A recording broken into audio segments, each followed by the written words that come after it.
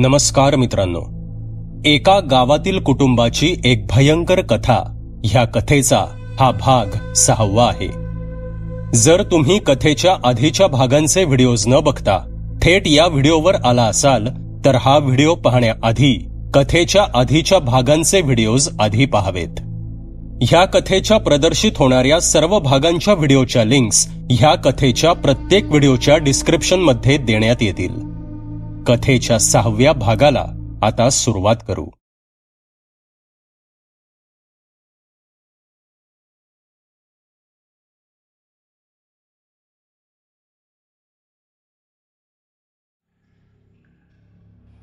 घाट उतरून त्यांना खाली येईपर्यंत 8 वाजून गेले होते.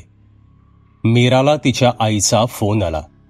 मीराने एका मैत्रिणीच्या बर्थडेला आलो आहे आणि पोचायला 10 वाजतील असं सांगितलं. राष्ट्रीय महामार्ग यायला रात्रीचे 9 वाजले. आता जवळजवळ 120 किलोमीटर अंतर शिल्लक होतं. मीरा भरधाव वेगानं गाडी चालवत होती. महामार्ग असला तरी रस्त्यावर तुरळक गावे सोडली तर रस्ता सामसूम होता. वाहनांची गर्दीही फारशी दिसत नव्हती. मीरा भरधाव वेगाने गाडी चालवत होती आणि अचानक समीर जागच्या जागीच थरथरत असल्याचं मीराला जाणवलं. तसे मीराने घाबरून विचारलं, समीर, काय होतंय? तसा पुन्हा स्टेबल होत तो काही नाही असे म्हणाला. पण मीराला हा प्रकार काहीसा विचित्र वाटला. कारण समीर जागच्या जागी अगदी 4-5 सेकंदासाठी विजेचा शॉक दिल्यावर एखादा माणूस जसा धडधडू लागतो तसा तडफडला होता. या प्रकारानंतर समीर मात्र अबोल झाला. तो एकटक खिडकीतून बाहेर पाहत होता. मीराच्या प्रश्नांची उत्तरेही तो मीराकडे न पाहता देत होता. आता मात्र मीराच्या मनात कुठेतरी खोलवर रुतून बसलेली ती भीतीची जाणीव हळूहळू आपलं हिडीस पंख पसरत मनपटलावर येऊ लागली. आजूबाजूला असणारे भकास माळरान, सुनसान रस्ता आणि त्यात विचित्र वागणारा समीर. मीरा आता खरोखरच घाबरली होती. कधी एकदा आपण शहरात पोचतोय असं तिला झालं होतं. त्यामुळेच ती शक्य तेवढ्या वेगाने गाडी पळवत होती आणि हळूहळू मीराला गाडीमध्ये एक प्रकारचा कोंदटपणा जाणवण्यास सुरुवात झाली. ही तीच जाणीव होती जी मीराला तिच्या खोलीमध्ये जाणवायची. मीराच्या गळ्यातील रुद्राक्ष हळूहळू उष्ण होऊ लागलं. जणू ते त्या अभद्र जाणीवेपासून मीराला वाचवण्यासाठी एक द्वंद्व करत होतं. मीरा मात्र शक्य तेवढे प्रयत्न करून समीरला बोलतं ठेवण्याचा प्रयत्न करत होती. अप्रत्यक्षपणे ती समीरला त्याच्या अस्तित्वाची जाणीव करून देत होती आणि मनोमन त्या सैतानाने समीरचा ताबा घेऊ नये यासाठी प्रार्थना करत होती. इतक्यात समीरचा फोन वाजला. तो फोन त्याच्या आईचा होता. फोन उचलून समीर चिडून बोलू लागला, अरे येतोय ना घरी, किती वेळा फोन करशील? आता पुन्हा फोन करू नकोस मला. आणि त्याने रागाने फोन कट केला. समीर कधी नव्हे ती चिडचिड करत होता. समीरचा आवाज आता बदलला होता. पूर्णतः बदलला नसला तरी त्याच्या आवाजातील वेगळे व्हायब्रेशन्स मीराला जाणवले होते. मीराला हळूहळू घाम फुटू लागला. तिला समीरच्या आईने सांगितलेले वाक्य आठवले. ज्यावेळी ती सैतानी ताकद समीरवर हावी होते त्यावेळी तो कोणालाही ओळखत नाही. फक्त आणि फक्त बळी मिळवणे हाच त्याचा उद्देश असतो.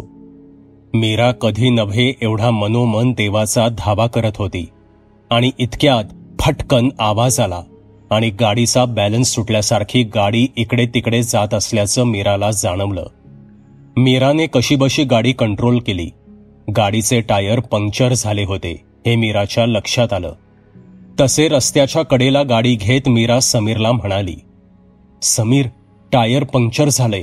स्टेफनी काढून आपल्याला टायर बदलावं लागेल.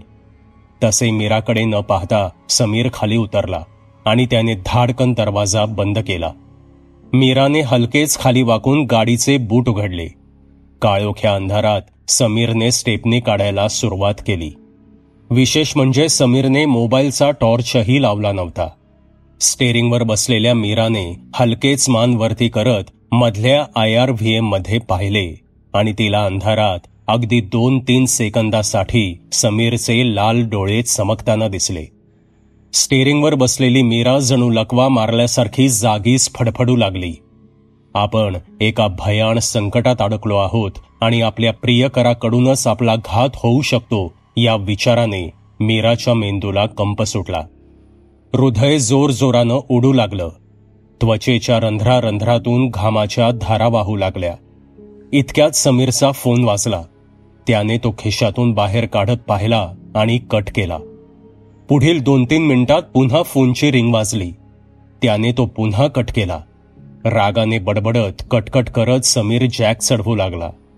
स्टेअरिंगवर बसलेली मीरा कशीबशी आपला श्वास नियंत्रणात ठेवण्याचा प्रयत्न करत होती. खरं तर समीरला तिथेच ठेवून गाडी घेऊन पळून जाण्याचा विचार तिच्या डोक्यात आला होता. पण टायर बदलल्याशिवाय गाडी सुरू करून जाणं शक्य नव्हतं. आणि खरं तर असं पळून काहीही उपयोग होईल का याबद्दल तिला खात्री नव्हती. मीरा तिच्या आयुष्यात पहिल्यांदाच इतकी घाबरली होती. आणि इतक्यात मीराचा फोन वाजू लागला. मीराने पर्समधला फोन बाहेर काढून पाहिलं तर तो फोन समीरच्या आईचा होता. समीरला काही संशय येऊ नये म्हणून मीरा म्हणाली, "हा आई, बोल ना ग." मीराच्या या वाक्यावर सावित्री काहीशी दचकली आणि म्हणाली, "मीरा, समीर फोन उचलत नाहीये. तो तुझ्यासोबत आहे का?" "हो आई, बोल ना," मीरा म्हणाली. "काय काय करतेस तू त्याच्यासोबत? कुठे आहात तुम्ही? तू ठीक आहेस ना?" सावित्रीने घाबरून विचारलं. "हो आई, पोचेन मी घरी तासाभरात," मीरा कशीबशी स्वतःला आवरत बोलली. "काय? नाही, तू आत्ताच्या आत्ता त्याच्यापासून दूर जा," सावित्री म्हणाली. या वाक्यावर मीरा हिम्मत करून गाडीतून उतरली. समीर नवीन टायरचे बोल्ट्स टाईट करत होता. मीरा चालत चालत गाडीपासून दूर जाऊ लागली. मागून 2 लाल भडक डोळे तिच्याकडे काही क्षण पाहत होते. पुरेसे दूर गेल्यावर दब्या आवाजात हुंदके देत मीराने सर्व प्रकार सावित्रीला सांगितला. "अगं पोरी, घात झाला. अगं अमावस्या आहे आज. आजचा दिवस सैतानाचा. पण तू हिम्मत हरू नकोस. मी काय सांगते ते नीट कान देऊन ऐक," सावित्री म्हणाली. आणि मीरा पुढील 5 मिनिटं फक्त सावित्रीचं बोलणं ऐकत होती. इतक्यात तिला मागे कुणीतरी येऊन उभं असल्याचा भास झाला. ती दचकून मागे वळली. मागे समीर उभा होता. "मॅडम, गाडी रेडी आहे. चलताय ना?" समीर म्हणाला. तो समीरच होता. तिचा समीर. तसे मीरा वेगाने गाडीकडे चालू लागली. हळूहळू तिचा समीर गायब होत पुन्हा ती अभद्र जाणीव आपलं अस्तित्व दाखवू लागली. पुढच्या काही क्षणात गाडी पुन्हा भरधाव वेगाने शहराकडे झेपावू लागली. जवळजवळ अर्धा तास ते दोघे काहीही बोलत नव्हते. फक्त गाडीच्या वेगामुळे टायरचा डांबरावर होणाऱ्या घर्षणाचा आवाज मात्र येत होता. 12 वाजायला आता 5 मिनिटं बाकी होती. तिच्या गळ्यातील रुद्राक्ष आता चटका देत तापू लागलं होतं. तो सैतान आता कधीही प्रकट होणार याची जणू ते ग्वाहीच देत होतं. शहर अजून 20 किलोमीटर दूर होतं आणि इतक्यात मीराला एक पेट्रोल पंप दिसला. तसे तिच्या जीवात जीव आला. तिने वेगाने गाडी पंपाच्या बाजूला असणाऱ्या एका सुपरमार्केट वजा रेस्टॉरंटकडे घेतली. समीरमध्ये असलेला तो बहुरूपी या प्रकाराने चिडला. "कशाला थांबवतेस गाडी?" असा एक आवाज आला. हा आवाज मानवी नव्हता. तो अमानवी सुद्धा नव्हता. तो आवाज होता की आणखी काही. पत्र्याच्या असंख्य पट्ट्या एकमेकांवर घासल्याने जशी कर्कश खरखर व्हावी तसा तो आवाज होता. हिम्मत करून मीरा म्हणाली, "मला वॉशरूमला जायचंय. 2च मिनिटात आले," असे म्हणत ती गाडीतून उतरली. गाडीची चावी तिने काढून सोबत घेतली आणि ती तडक समोरच्या सुपरमार्केटमध्ये शिरली. गाडीत बसलेला समीर डोळे रोखून पाठमोऱ्या दिसणाऱ्या मीराकडे रागाने पाहत होता. आत 2 लोक काहीतरी खात बसलेले तिला दिसले. आतमध्ये जाताच मीरा काउंटरकडे गेली आणि काउंटरवर बसलेल्या इसमाला तिने काहीतरी विचारलं. त्या माणसाने नाकावर आलेला आपला चष्मा नीट केला आणि एक वार मीराकडे तर एक वार काचेच्या दरवाजातून बाहेर उभ्या दिसणाऱ्या कारमधील समीरकडे पाहिलं आणि विचारलं, "काही प्रॉब्लेम आहे का मॅडम? तो गाडीतला माणूस तुम्हाला त्रास देतोय का?" पोलिसांना बोलवू का? तुम्हाला फक्त विचारलंय ते सांगा, मीरा उत्तरली. तसे त्याने एका कोपऱ्याकडे बोट केलं. मीरा तिकडे धावली. गाडीत बसलेला समीर एव्हाना गाडीतून उतरून बाहेर चक्रा मारू लागला होता. त्याचं शरीर कमालीचं थरथरत होतं. डोळे आता हळूहळू परावर्तित होत होते. बुबुळ्या विभागून एकाची 2 होऊ लागली होती. डोळ्यात अस्पष्ट दिसणारा लालसरपणा आता ठळक जाणवू लागला होता आणि डोळे निखाऱ्यासारखे लाल भडक चमकू लागले होते. अंगावरील कपडे जणू गायब झाले होते आणि अचानक त्याचे पाय गुडघ्यात मुडपले जाऊ लागले. उंची घटली. शरीर वेडं वाकडं होऊ लागलं. जणू एकाच वेळी शरीर आकुंचन आणि प्रसरण पाहू लागलं. हाताची बोटे लांब सडक होत त्याला अणकुचीदार नख्या दिसू लागल्या. घशातून एक विचित्र आवाज करत ते अभद्र काचेचा दरवाजा खळकन तोडून त्या सुपर मार्केटमध्ये शिरलं. त्यानं आपला रोख टेबलावर जेवण करणाऱ्या त्या दोघांकडे वळवला. पुढील काही क्षणात त्यांना यमसदनी धाडून ते अभद्र काउंटरकडे वळालं. काउंटरचा तो इसम एव्हाना बेशुद्ध पडला होता.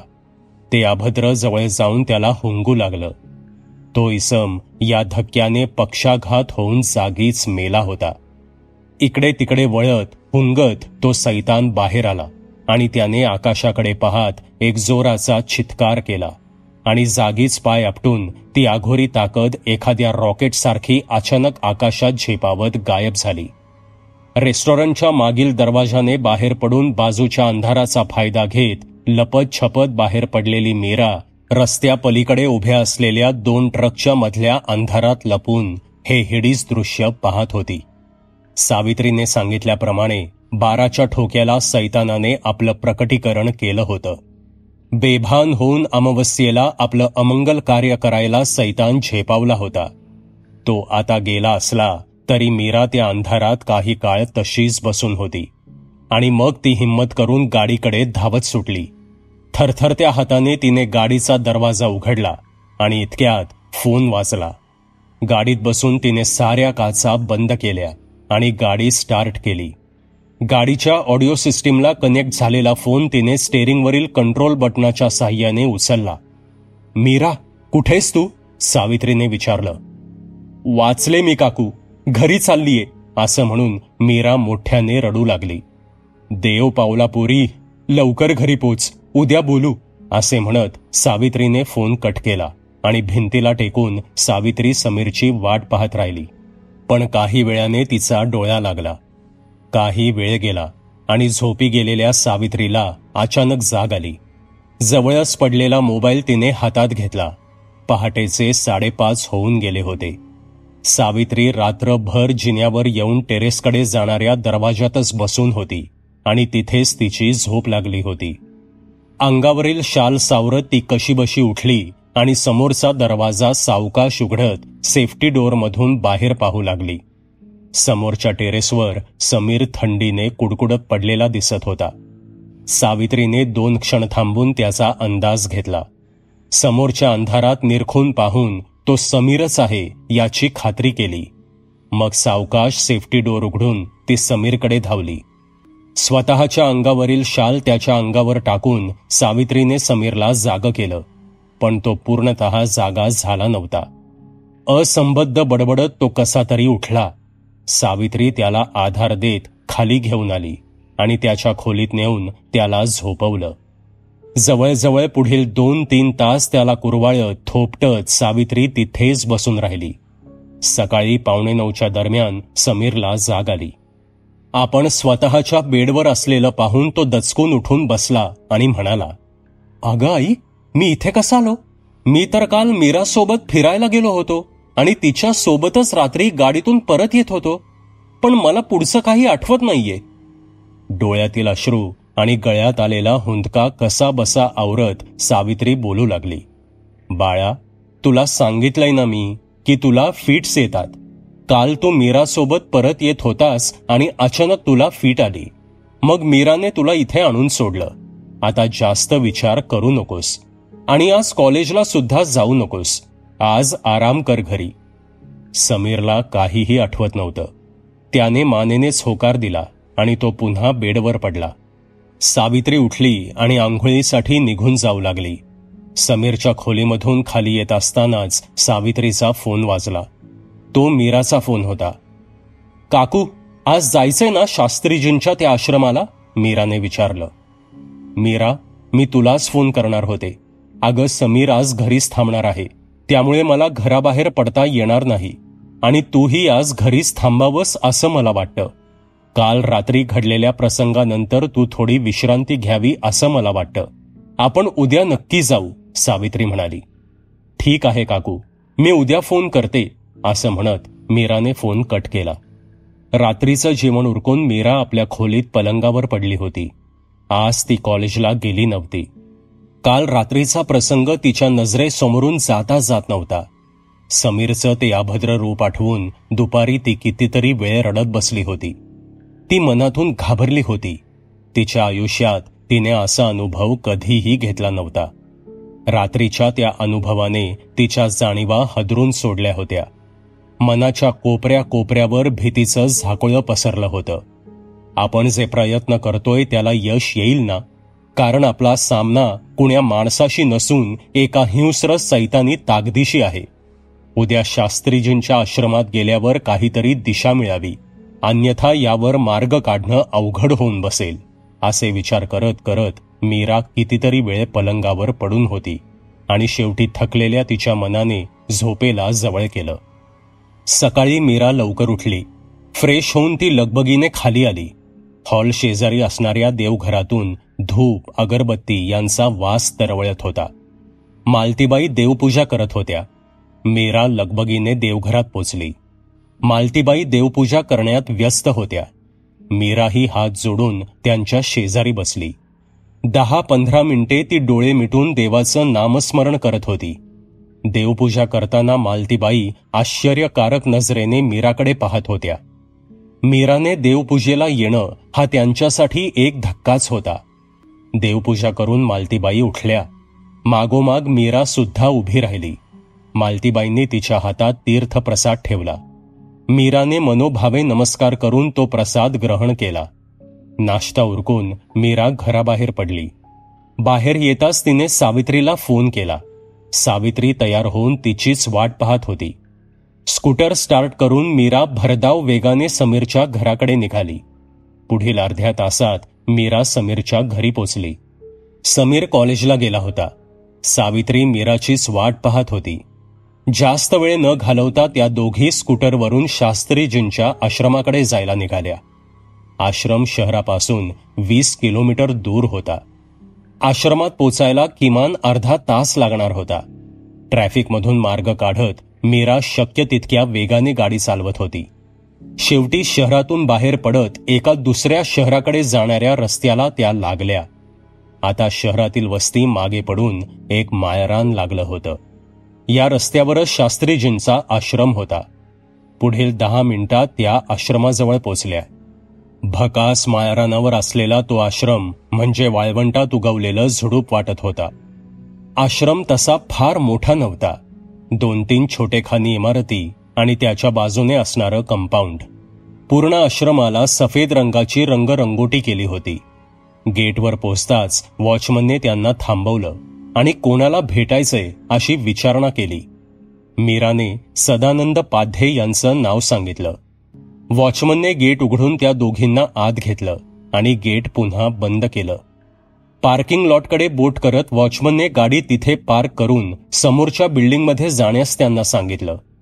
गाडी पार्क करून त्या दोघी लगबगीने समोरच्या बिल्डिंगमध्ये शिरल्या. तिथे धोतर आणि सदऱ्यावर असणारी काही तरुण मुले त्यांना दिसली. मीराने पुढे होत त्यांच्याकडे सदानंद पाध्ये यांच्याबद्दल चौकशी केली. तसे एका मुलाने त्यांना विचारलं, गुरुजींना कोण आलंय म्हणून सांगू? सावित्री पाटील आले आहेत म्हणून सांग, सावित्रीने उत्तर दिलं. समोरच्या बेंचवर त्यांना बसायला सांगून तो मुलगा निघून गेला.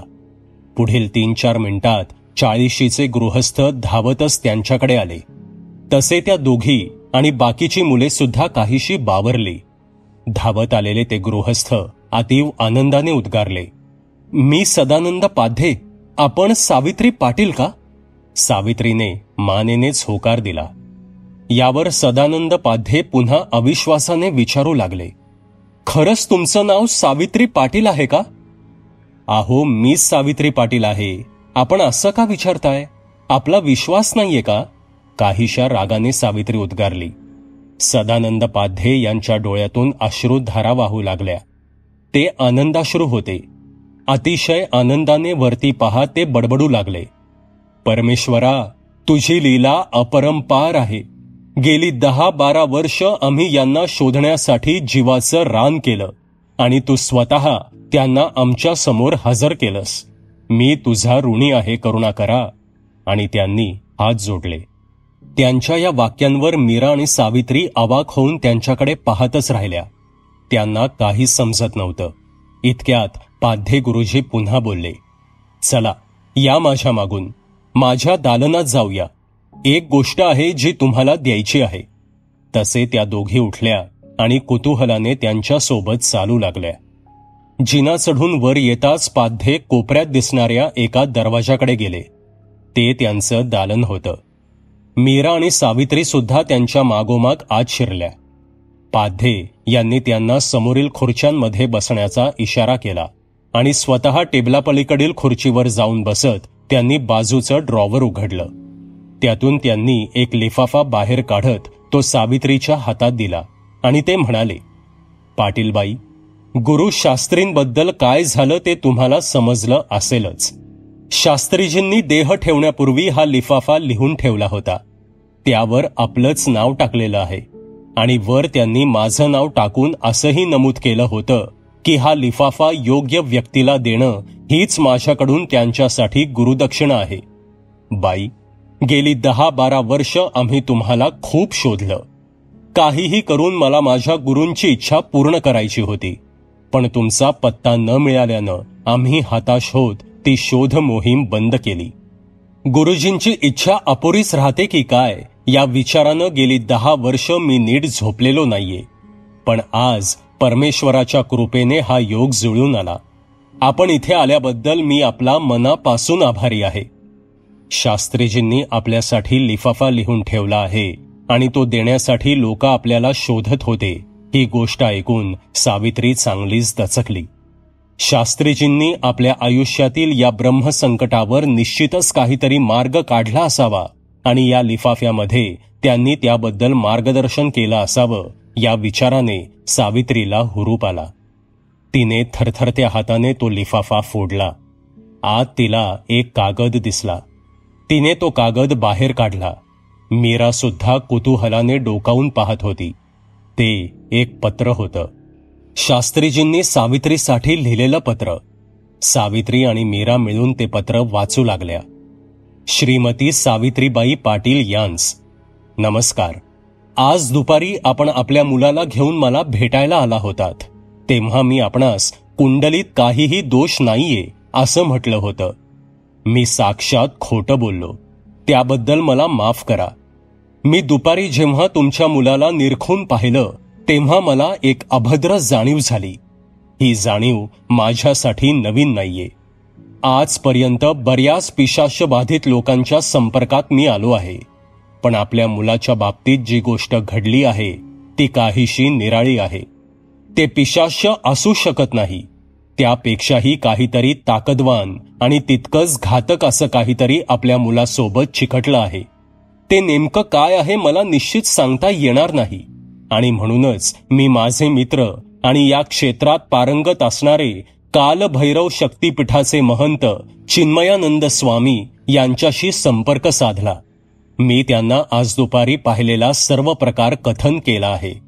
त्यांनी मला तुम्हाला शोधून त्यांच्याकडे घेऊन येण्यास सांगितलं आहे, पण आपला कोणताही पत्ता आमच्याकडे नाहीये. त्यामुळे मी माझ्या शिष्यांना आपला शोध घेण्यास सांगितलं आहे. पण हे पत्र लिहिण्याचं कारण म्हणजे आज दुपारी तुमच्या मुलाच्या डोळ्यात मला अचानक काहीतरी बदल जाणवला.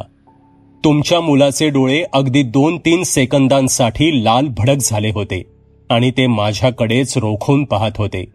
जणू ते मला आव्हान देत होते. आता सायंकाळी माझ्या खोलीत या टेबलावर बसून मी वाचन करत असताना तेच अभद्र लाल डोळे मला खिडकीसमोरील अंधारात दिसले. आताही अगदी 5-10 सेकंद ते माझ्याकडे रोखून पाहत होते. आमची नजरानजर झाली आणि ते गायब झाले. हा माझ्यासाठी एक संकेत आहे. तुमच्या मुलासोबत चिकटलेली ती अभद्र ताकद आता माझ्या मागावर आहे. ती केव्हाही माझा घात करू शकेल. मी या गोष्टीत फारसा पारंगत नसल्याने मी त्या सैतानी ताकदीसाठी फार सोपा बळी ठरू शकतो. मला यावर काहीतरी उपाय शोधावाच लागेल. पण त्यापूर्वी जर माझा घात झाला तर, आणि म्हणूनच मी हा पत्र लिहिण्याचा उपद्व्याप केला आहे. या पत्रावर मी तुमचं नाव टाकून ठेवलं आहे. मला खात्री आहे की माझे शिष्य जीवाचं रान करून हे पत्र तुमच्यापर्यंत पोचवतील. मला याचीही खात्री आहे की जेव्हा हे पत्र तुमच्यापर्यंत पोचेल तेव्हा मी या जगात नसेन. तेव्हा तुम्ही त्वरित महंत चिन्मयानंद स्वामी यांच्याशी संपर्क साधा. तेच तुम्हाला या संकटातून बाहेर काढतील याची मला खात्री आहे. धन्यवाद. गजानन शास्त्री.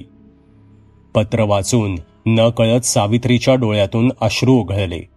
शास्त्रीजींबद्दल तिच्या मनात अपार सहानुभूती आणि आपल्यामुळेच त्यांचा मृत्यू ओढवल्यामुळे अपराधीपणाची भावना सुद्धा जागृत झाली. पण त्या पत्रात दोघींना आता पुढील दिशा मिळाली होती. कुणीतरी व्यक्ती आहे जी शास्त्रीजींच्या म्हणण्यानुसार या अमानवी संकटातून आपल्याला बाहेर काढेल. हा विचार त्या दोघींनाही प्रेरणा देण्यास पुरेसा होता. पत्र वाचून झाल्यावर सावित्रीने पाध्येंना विचारलं, गुरुजी, हे महंत चिन्मयानंद स्वामी कोण? या प्रश्नावर पाध्येंनी प्रश्नार्थक नजरेने त्यांच्याकडे पाहिलं आणि प्रतिप्रश्न केला, आपलं काय काम आहे त्यांच्याकडे?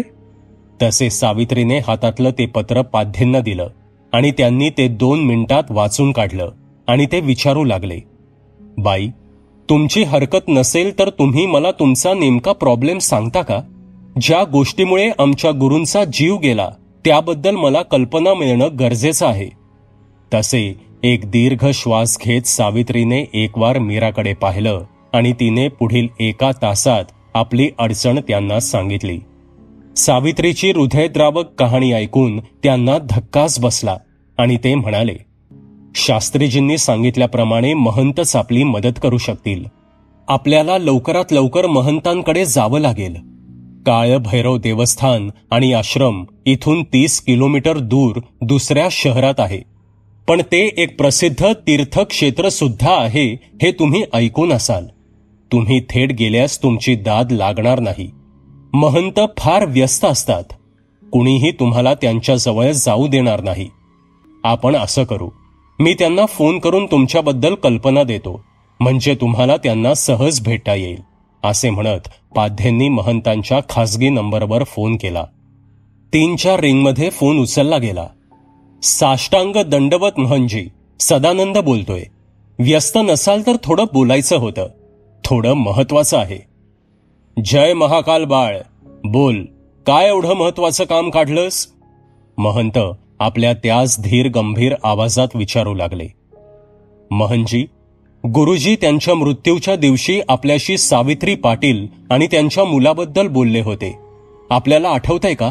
पाध्ये यांनी विचारलं. हो बाळ, पण त्यांचा पत्ता तर मिळाला नव्हता ना, महंजी म्हणाले. अहो महंजी, त्या बाई इथे माझ्या समोर बसल्या आहेत. त्यांना तुम्हाला भेटायचं आहे. कधी पाठवू? पाध्ये यांनी विचारलं. काय? त्या तुझ्या आश्रमात आहेत? त्यांचा तो मुलगा सोबत तर नाही ना त्यांच्या? महंत काळजीच्या स्वरात विचारू लागले. नाही महंजी, एका तरुण मुलीसोबत त्या आश्रम शोधत इथवर आले आहेत, पाध्ये म्हणाले. एक काम कर, त्यांना आत्ताच्या आत्ता इथे माझ्याकडे पाठवून दे. काहीही करून त्या पुढील तासाभरात माझ्या समोर हजर व्हायला हव्यात. ही तुझी जबाबदारी आहे बाळ. लवकर कर, आपल्याला अजून वेळ दवडून चालणार नाही. मी फोन ठेवतोय, असे म्हणत महंतांनी फोन कट केला. पाध्येंनी त्या दोघींना झालेलं संभाषण सांगितलं आणि त्वरेने महंतांना भेटण्यास सांगितलं. त्यांनी मीराजवळ काळभैरव देवस्थानाचा पत्ता सुद्धा लिहून दिला. दोघींनी पाध्येंचे आभार मानले. दुपारचा 1 वाजत आला होता. त्या दोघी लगबगीने उठल्या आणि गाडी घेऊन आश्रमाबाहेर पडल्या. आता त्यांना 30 किलोमीटर दूर असणाऱ्या त्या शहरातील काळभैरव देवस्थानाच्या आश्रमात जायचं होतं. मजल दरमजल करत मीरा आणि सावित्री पाऊण तासात त्या दुसऱ्या शहरात पोचल्या. पण चौकात पुढे एके ठिकाणी रस्ता चुकल्याने त्यांची 10 मिनिटे वाया गेली. शेवटी एका रिक्षेवाल्याला विचारल्यावर त्या योग्य मार्गाला लागल्या. काळभैरव देवस्थानाचे भव्य मंदिर शहराच्या पलीकडील बाजूस एका नदीकाठी होते.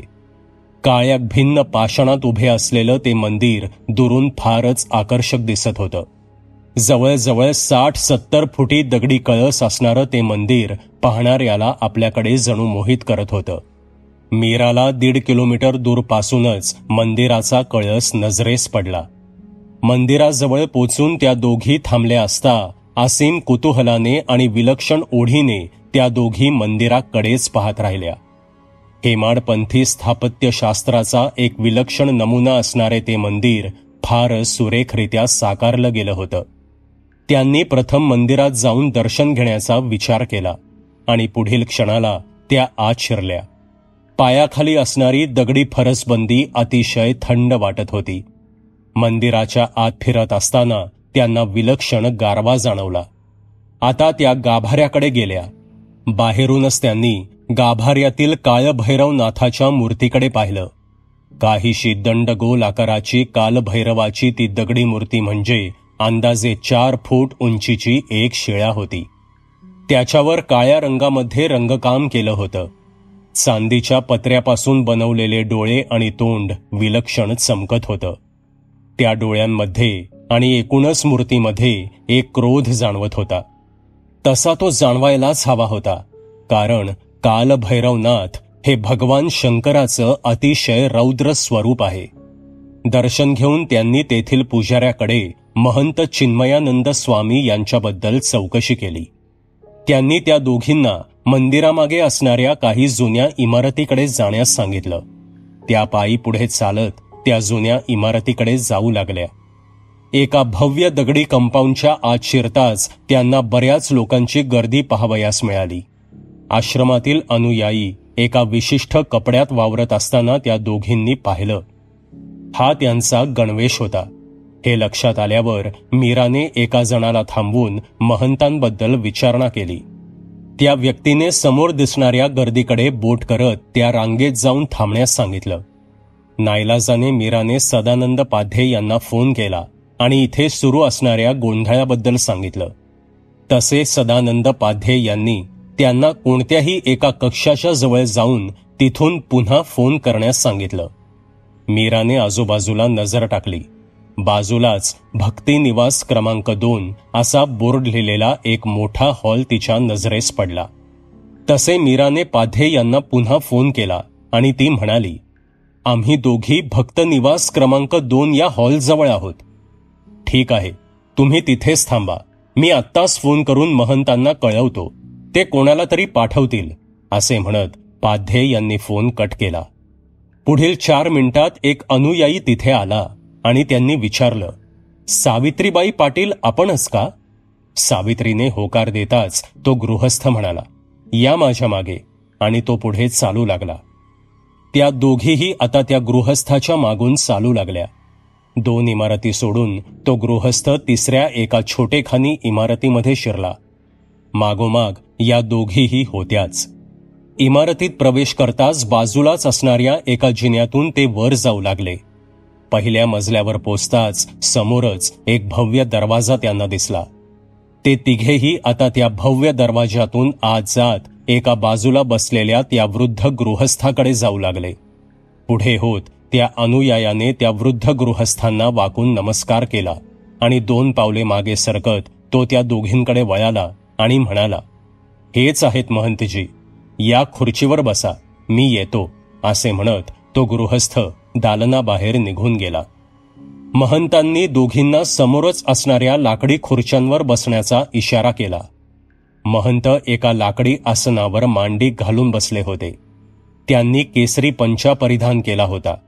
कपाळावर, मानेवर, दंडावर तसेच पोटावर भस्माचे पट्टे उठलेले दिसत होते. गळ्यात रुद्राक्ष माळ होती.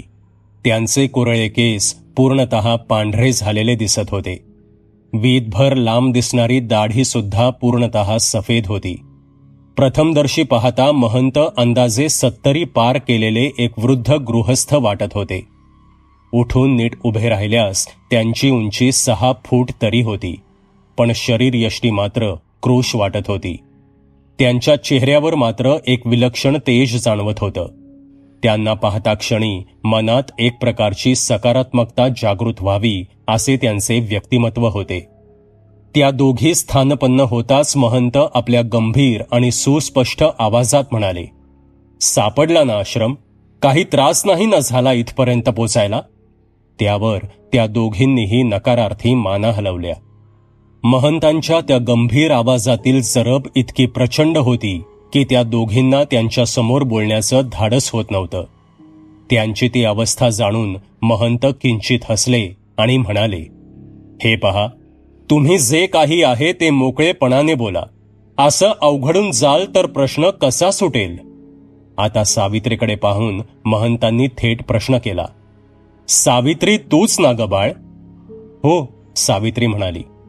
हे बघ बाळ, शास्त्री बुवांनी मला थोडीशी कल्पना दिली होतीच, पण मला तुझ्या तोंडून तुझी कथा ऐकायची आहे. मला सुरुवातीपासून अगदी कालपर्यंत काय काय घडलं ते क्रमवार सांग. आणि हो, 2 तास 3 तास गेले तरी चालतील, पण कोणताही संदर्भ वगळू नकोस. कोणतीही घटना कितीही विचित्र असली तरी मोकळेपणाने सांग, कारण प्रत्येक गोष्ट क्रमवार जाणून घेतल्यास मला ते तुटक संदर्भ जोडून ठोकताळ्या बांधायला मदत होईल. समजतंय ना तुला मला काय म्हणायचंय ते? महंतजी म्हणाले. हो महंतजी, सावित्री म्हणाली. मग सांग बाळा, अगदी सुरुवातीला तुला जेव्हा त्या अभद्र गोष्टीची शंका आली असेल तेव्हापासून एक एक प्रसंग क्रमवार सांग, महंत म्हणाले.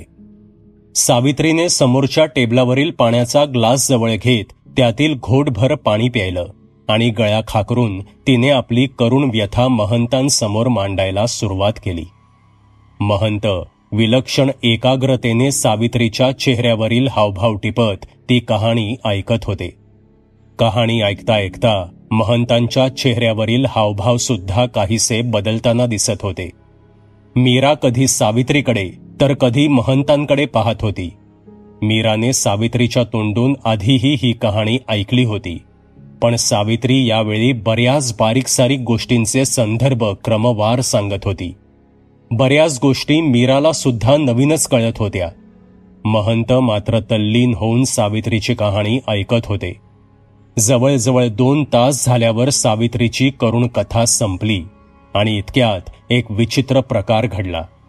इतका वेळ त्या लाकडी मंचावर शांत चित्ताने बसलेले महंत ताडकन उठले आणि तरातरा चालत बाजूलाच असणाऱ्या 5-6 लाकडी कपाटाकडे ते धावत सुटले.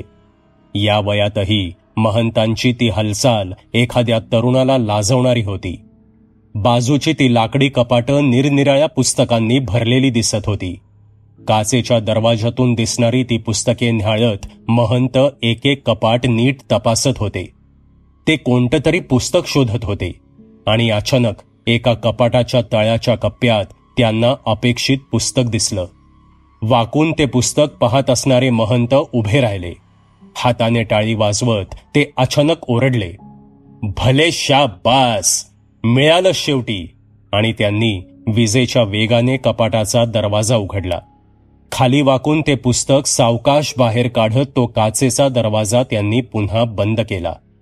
अतिशय वेगाने पावले उचलत ते पुन्हा त्या दोघींकडे आले आणि आपल्या आसनावर बसून त्यांनी त्या ग्रंथांची पाने चाळण्यास सुरुवात केली. इतक्यात सावित्रीने घाबरतच बोलण्यास सुरुवात केली. महंतजी, गेली 20-22 वर्ष एक गोष्ट आहे जी मी कुणालाच विचारू शकले नाही. खरं तर याचं उत्तर कुणाला माहीत असेल का तरी असं वाटून मी हे कधी कुणाला विचारलंच नाही. पण आज तुम्हाला विचारते, कारण कदाचित तुम्हाला उत्तर माहिती असावं. आपली आज्ञा असेल तर विचारू का मी? ग्रंथात बुडवलेले आपले डोके अजिबात वर न काढता महंत म्हणाले, विचार ना बाळा. या जगात इतके सारे लोक जगत असताना हे सारं माझ्याच नशिबी का? मी कुणाचं काय वाईट केलं आहे? त्या सैतानाचा माझ्या घराशी आणि माझ्या आयुष्याशी का संबंध आहे? असं काय घडलंय माझ्या हातून की हे भोग मला भोगावे लागतायत?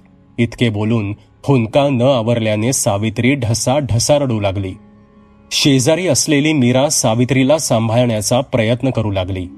महंत अजून सुद्धा त्या जुनाट ग्रंथाची पाने उलटत होते आणि ती जीर्ण पाने उलटता उलटता महंत म्हणाले, शास्त्रीबुवांनी मला जेव्हा तुझी कहाणी सांगितली होती तेव्हा मला साधारण शंका आलीच होती, पण आता तुझ्या तोंडून सविस्तर वृत्तांत ऐकल्यावर मला खात्री झाली आहे.